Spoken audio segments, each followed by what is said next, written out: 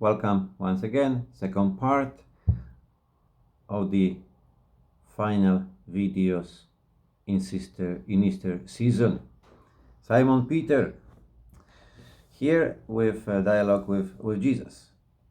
Simon, son of John, do you love me more than this? Others do.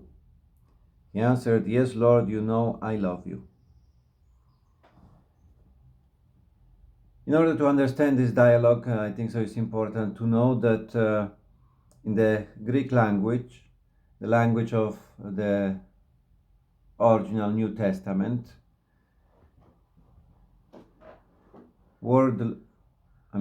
reality of love is expressed in few different words. Like in English and most of the modern languages, we love everything. We love God. We love our spouses. When we fall in love, we say, I love someone. We speak about friendship, that I love this guy, I love this man or woman. We speak about the relation to the children, I love my children. Love, all the same. In nowadays, even we speak about I love pizza, I love this movie. The same word indicating few totally different realities. In Greek, there was at least three words expressing a love. Four different words expressing love, at least, because some people will speak maybe of six as well. So there was this love called agape, unconditional love, love without limit, love which is not expecting anything in return, totally free gift, without any reservation, absolute love. That's love which God has towards us. There's another word, for example, eros. I think so we all know what that indicates. It's important also to know that eros is not just the physical aspect of falling in love. It's attraction to between man and woman, but also all this emotional aspect of this reality. Then is philia. It is a love of friendship, tender love, some kind of affectional love. Certain expression of that someone is have some qualities I like. Someone is, I don't know, very smart, very bright, or very funny, or very, very kind, and something in that person is attracting me, or have the same interest as I do, and we can talk hours. I don't know, friendship. There is another word, storge, which is the love between the parents and children. Some people will speak about the love towards ourselves, or the love towards strangers. Random person, maybe on the street, I don't know, he's not my friend, but I have some kind of kindness towards someone. So different aspect of love. Here in this dialogue, Jesus has with Peter, it is two words used, the agape and philia. In the verbal form, agapao and phileo. So let's see what Jesus is truly asking Peter and what Peter is answering. The first question, do you love me more than this? Jesus is asking. If Peter has this agape love, unconditional love, this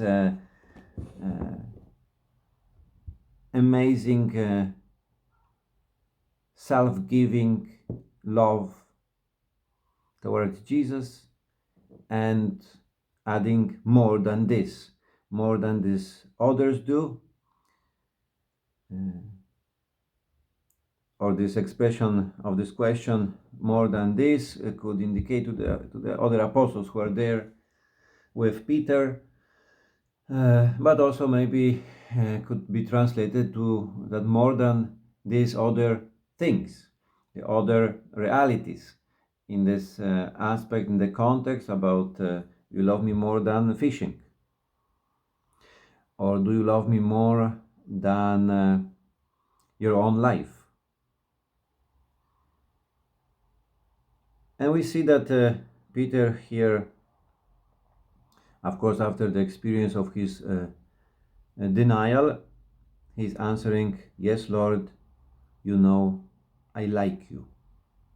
Peter is using the word phileo.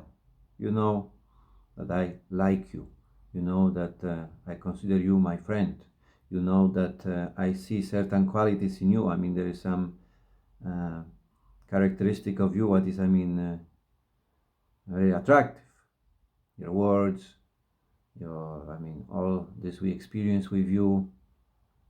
But Peter already knows that in confronted with the suffering, with the risk of his own life, he didn't really follow Jesus. He was not ready, even though few verses earlier in the Last Supper he was shouting that he's ready to die, that he's ready to go where Jesus is going, that he's ready to give his own life. Reality proved Simon Peter to be wrong. Then comes the second question.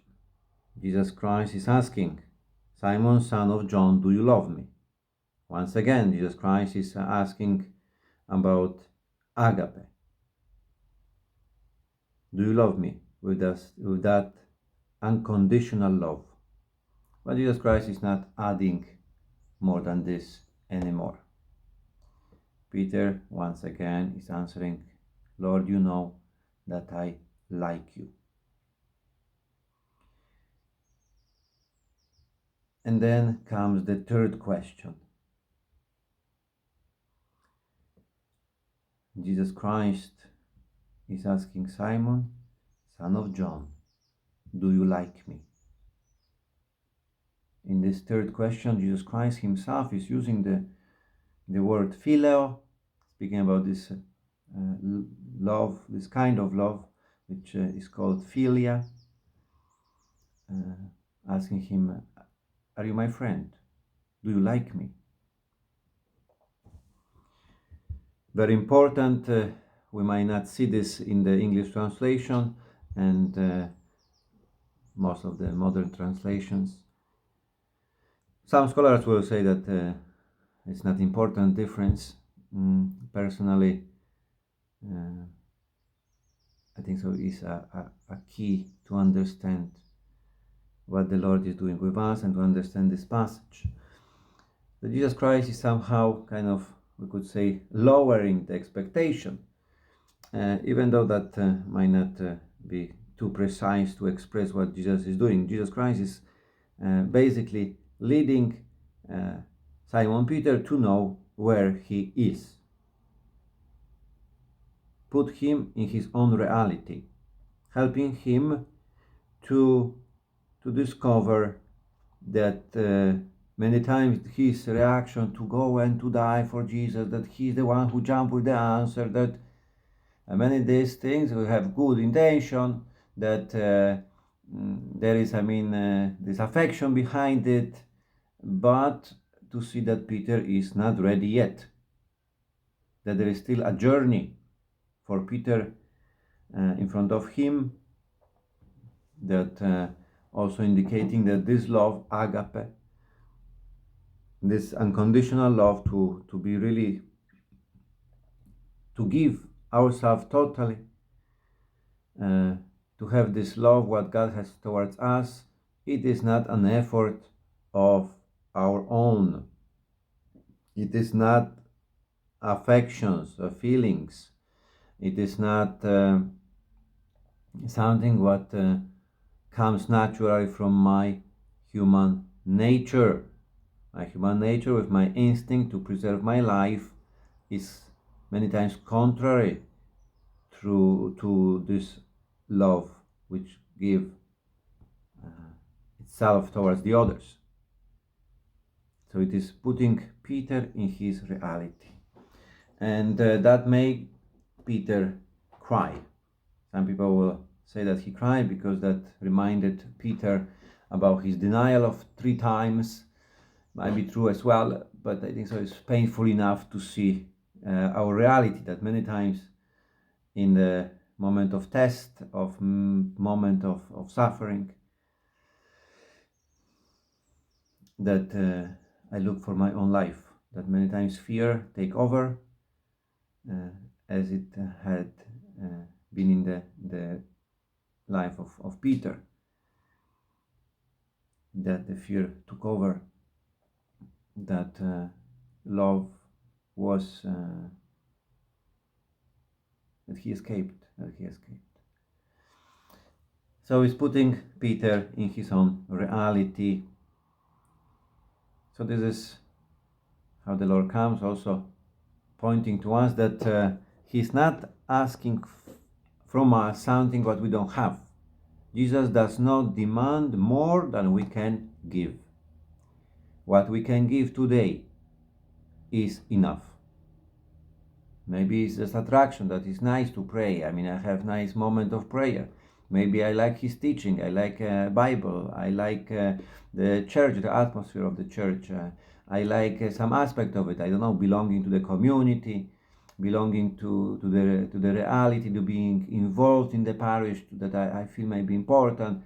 There are some aspects what attract me to be his disciples. Maybe this is my family. Maybe certain values, maybe certain teaching of the church. Something attracts me to follow Jesus Christ. Something moved me. There was some meeting with Jesus Christ at the beginning of this journey.